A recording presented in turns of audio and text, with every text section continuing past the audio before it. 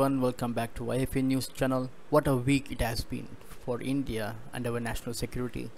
Brave Jawans in Jammu and Kashmir have killed 12 Pakistani sponsored terrorists in the last 36 hours alone.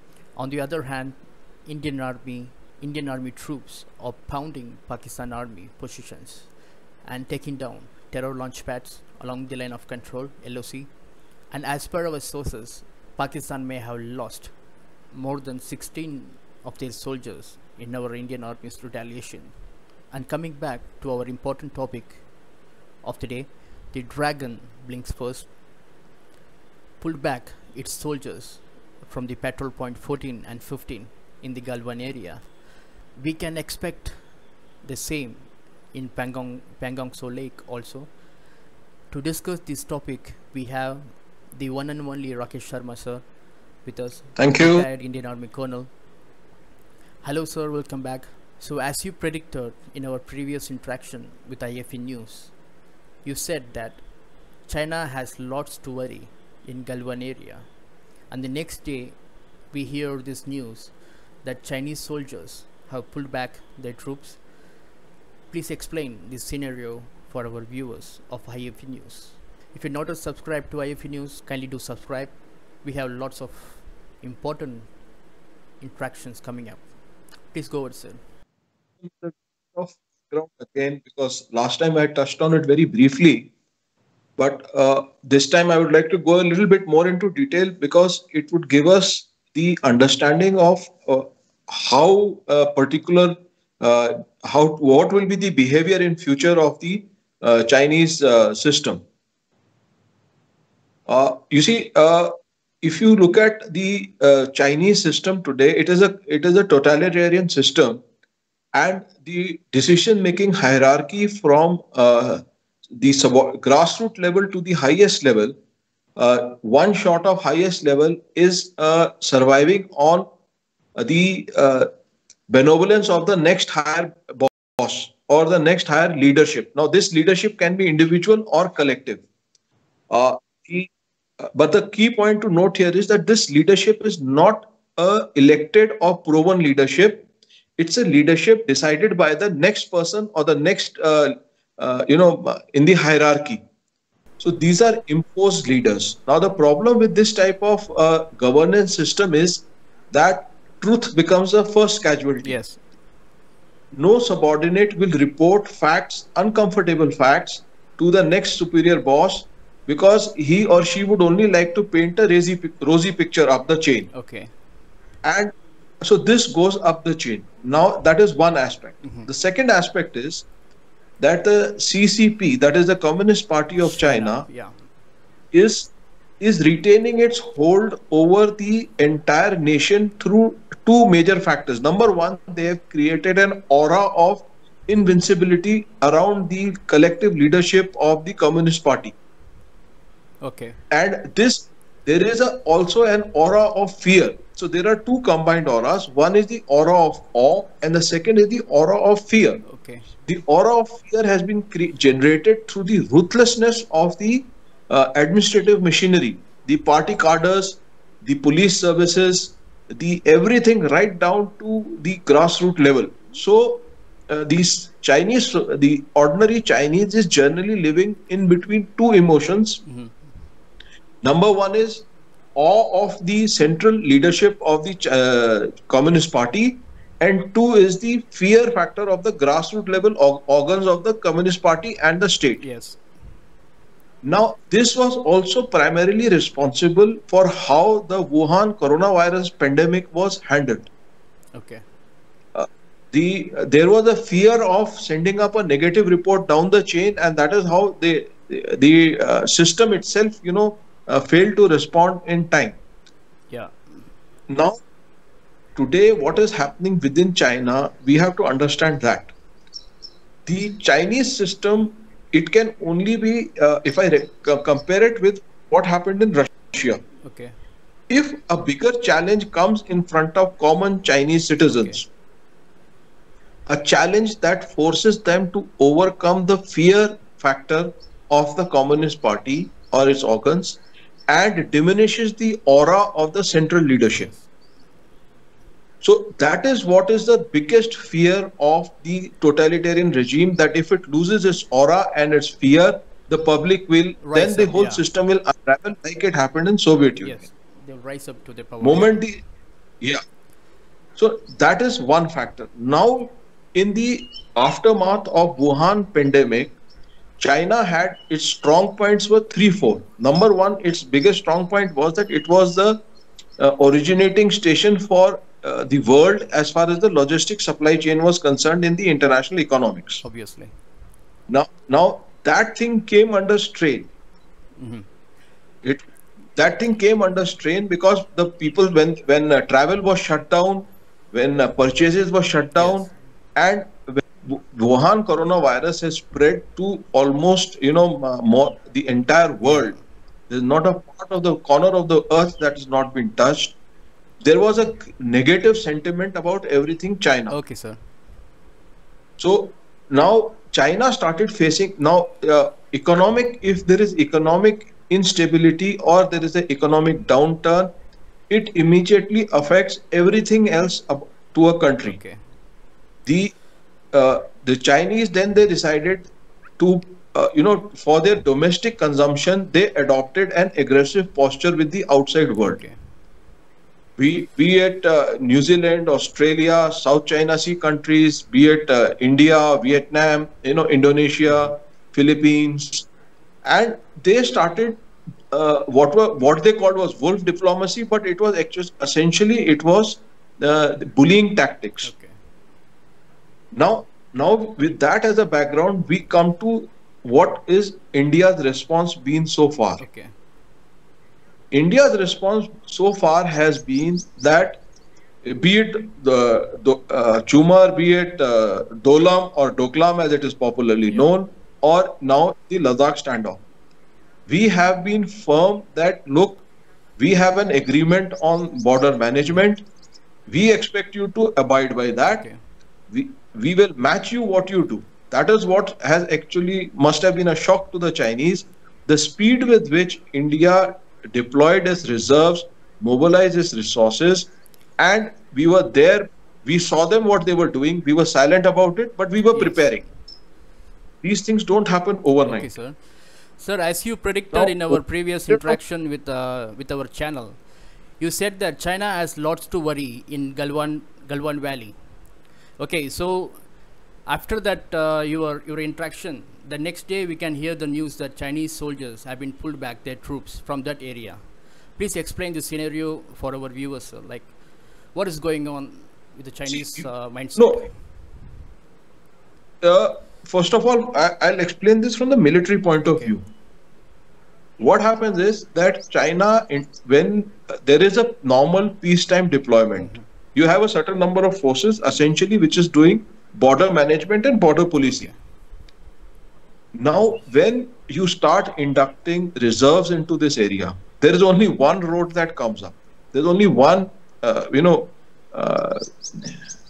axis on which it can be inducted, and it is visible to today. The visibilities are very high with satellites, with drones, with the recce aircrafts, and what have everything, electronics, everything you can pick up. So India knew what they were bringing in when it was not that they surprised us. The Chinese got surprised by our response. Yes, it was very strong and precise. Yeah. Yes, because when they came when their people in strength moved to patrol point 14, or they moved out from finger 8, or they moved out elsewhere, wherever they went, they were met with strength. Okay. And then they realized, and obviously they also, if as we are competent, they are also competent. They also have their networks, they also have their electronics, they also have their Infrastructures, yeah. satellites. Yeah, so they also realized that we were there and we were ready for them. Okay. So that is what has actually unnerved China, that our speed of response. Okay. Now, under the old, if we take out the History. Shiok road out of the context, Okay. the Shiok DBO Yeah, road yeah. out of the context, our old route was on foot from Sasoma to Saserla onto the this thing DBO area. Now, when you come there, the this place, we have now created a shorter route, Yes. and that is what has actually unnerved the Chinese. But more than that, now if you look at it, this was from the military point of view. Okay. But looking at the larger picture, what was happening was China saw that its economy was slipping away from its control. Okay. Japan was the first of the bloc. They said that we will pay industries to relocate from China. Yeah. China. Yes. Now, relocation from China will take place to where? It is Vietnam, And India Philippines, also. Yeah. Indonesia, Malaysia, Thailand, and India. Yes. Okay. Okay. Now, the China started becoming aggressive in South China Sea. There was a Malaysian oil rig that was drilling oil there. They tried to bully Yeah. that. They rammed Indonesian fishing boat and threw the fishermen into the sea, the dead bodies of the fishermen into the sea, Yes. saying that they carried out burial at Oh my sea. God. Yeah. They were trying to bully Philippines by claiming an island. So Philippines retaliated, saying that no, that island is ours. Mm-hmm. You can, go back. Mm-hmm. Vietnam has been having a run-in. Vietnamese fishing boats and Vietnamese trawlers have been having run-ins with the Chinese Navy and Chinese Coast Guard for long. Okay. Then they started aggressive. They started sending their aircrafts and aggressively over the Japanese islands and into the Taiwan Yeah. area. So now all this was going on. This, my assessment is that China wanted to send a message to all of everyone, including India, Okay. that we can create problems for you. Now, for India, I come specifically. Mm-hmm. You see, any talk of conflict or war or hostilities, the foreign investor will run away. Yes. Yeah. That's true. Will not invest in areas where there are turmoil. Okay. Yeah. Okay. Now, now factor the economy part of it, that there is a demand for goods. Mm-hmm.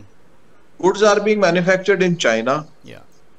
A company wants to shift those goods from China to come to wherever it goes, either Vietnam or Philippines or India or Indonesia. Okay.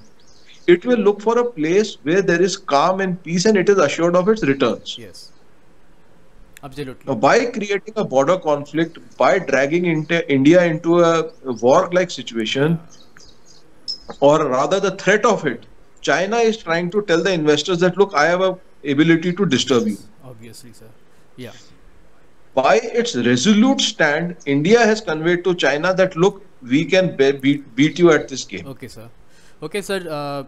To given the fact that that the Chinese PLA troops have been pulled out from patrol point 14 and 15, can we expect the same in Pangong Lake area also? Is it too early to celebrate See, for India? no, no. It is incorrect to say that they have pulled out. Okay. Okay. It is a process. It will take time. They have reeled back. I would use the term they have Okay. 10 reeled back. to 2 They have, kilometers. Yeah. they have withdrawn to their administrative Okay. bases. Now, from those administrative bases, they have to upstake and go back to wherever they from, have yeah. come from. Obviously. Okay. Now, India has made it very clear that the first steps have to be taken by China. Okay.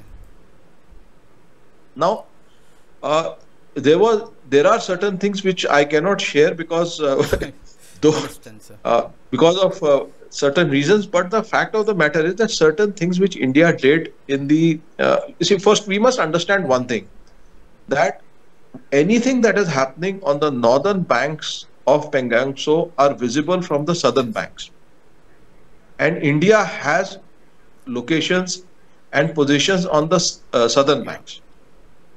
So anything that is happening between finger 8 to finger It's 4 visible. is visible to both China and Yes. India. Okay. Okay. Now with that much of transparency of that area, we did something. We found another route. We went a little exploring here and there, and that has unnerved China. So, but essentially what it remains is that China will say कि finger 8 and finger 4 के बीच में there should be, it's a no man's land. No, we must go back to the peace and tranquility agreement. It will happen over a period of time. As I said, the Chinese do not want to lose face or do not want to be seen as losing face. Okay. So this will happen in a gradual manner. I am confident that Chinese have realized that these things are not going to, beyond a ripple in the cup, it will not going to disturb the Indian establishment. Okay. Okay, sir. So what about our power projection at the LAC right now, sir? Is it fully packed and loaded, or we just following the mirror deployment we are using against the Chinese? No, I would put it this way that we have there are two things that we have created in over a period of time. Number one, we have got the ability to match them for whatever they may bring against us. Number two, we have developed an ability to inflict prohibitive damage on them should they try any misadventures. Okay. Okay, sir. So yesterday, Chinese experts are now warning their PLA that India has the world's strongest mountain troops than US and Russia. Is China very insecure about India's quality training and latest procurements from the US and abroad? What's your point of view? You see, the every force in the world, Indian Army included, is every single moment of the time they are upgrading their skills and equipment. Okay. In any battle, in any conflict, at the end of the day, it is the skills of the soldiers and the equipment that you have. We've seen in 65, we've seen in 71, Pakistan had better equipment than us, but the soldiers were not skilled, so they lost Yes. it out. So these things go hand in hand. Okay. The fact that a Chinese expert is making this kind of a thing, a statement of this kind, it just shows they are sending mixed signals to us. We should not read too much into that. We should be confident in our own abilities to deal with whatever the situation comes up. Okay. Okay, sir. So let's move our focus on Pakistan. So now the clashes are taking place at the LOC. Is Pakistan fearing another surgical strike on its way right now? I won't know that. Because sir, like I yesterday, really, Karachi I has really been, don't know, but from what happened last night at Yeah, that's Karachi, what. it seems that they definitely are Yeah, spooked. very spooked, and we can see a lot of air activities going on in Pakistan as well. So what's your take on this, sir? Are they fearing something, or we are doing You something? see, there is again, Pakistan also comes into that kind of totalitarian society where they have created an aura around their army, what they call in their language they call idare. कि इदारों के ऊपर कुछ नहीं होना चाहिए. When they say idare means the Pakistan army. So they have created a similar aura of that awe and fear. They pick up journalists. We had so many. We have seen so many cases where journalists have disappeared. Okay, yeah, So that fear factor is there. Now, if that fear is taken away and a common Pakistani starts questioning their idaras, as they call them, then their hold over the society goes. okay, And today, let us be very clear in one aspect that Pakistan Army is no longer a professional army; it's an army of Businessman, businessmen. The chief of Pakistan Army is the chairperson of CPAC. I'll give you just one example. okay, Okay. As chairman of CPAC, they are now shifting cargo ships, all deep berth ships are going to Gwadar, which has got 2 deep berths. Starving Karachi, which has got 4 deep berths, and Port Qasim, which has got, I think, another 2 or 3 deep berths, starving them of tonnages to make the CPAC port profitable so that Pakistan Army as a subcontractor that profits is from very it. bad to hear also. Yeah, Yeah, no, it is. They are even they are running they are running 4 organizations: Pak Fauji Foundation, and then Shaheen Airlines, and then one real estate company, and one more. National Logistics Cell is also in a way Pakistan Army's this thing only. okay, They are supplying meat. They are supplying milk. They are into every sphere of economic activity of a society. And when you get into that, then you are no longer a professional army. You become a business empire with a private security yes, force. sir, absolutely. So, sir, what is your advice to Mr. Imran Khan, the Prime Minister of Pakistan? As of now, we can see the Pakistani media, the Dawn, has written an article. I am nobody to advise anything to Mr. Imran Khan. His country, his voters will decide for him, and his masters. He's unfortunately serving two Okay. masters. One is China and one is Pak Army. So they will decide for him. Okay, sir. Thanks a lot, sir. Thanks a lot for your straightforward interactions. Once again, sir. Jai Hind. Thank you. Thank you Thank you, very sir. much.